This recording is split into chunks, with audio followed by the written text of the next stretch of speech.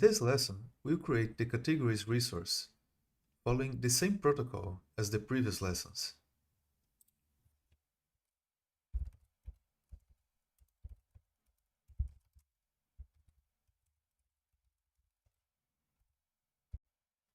Now I will go to the entity and declare its attributes.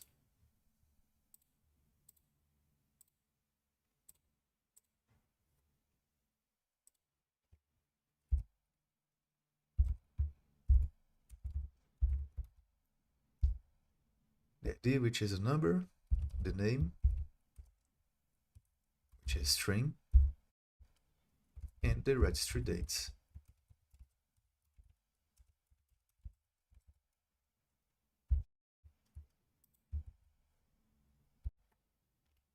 Alright, so that this doesn't get too repetitive, I will list the required steps when generating a new entity resource, and you should try to perform them yourself this time, as you should now be able to.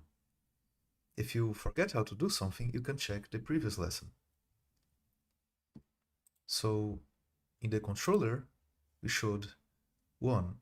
Use the ID DTO wherever ID is being used. 2.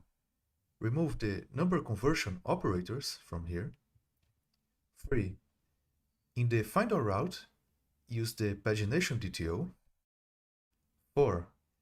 Set a default page size for categories. In my case, I use 30.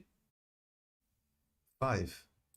In the category entity class, set the typorem decorators accordingly. 6. In the module, register the entity inside the typorem module in this onEntity module. So after performing these steps, we can then proceed with the lesson. I have performed the steps, and I'm just showing you here quickly. And with this, we can now proceed. The last change I will make is simply to mark this name attribute as unique, as I don't want different categories with the same name. So with this, we can already finish this lesson by generating and running the corresponding migration.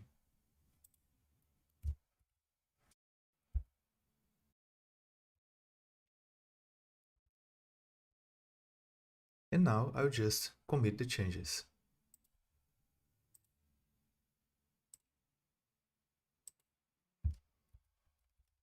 Creating category entity.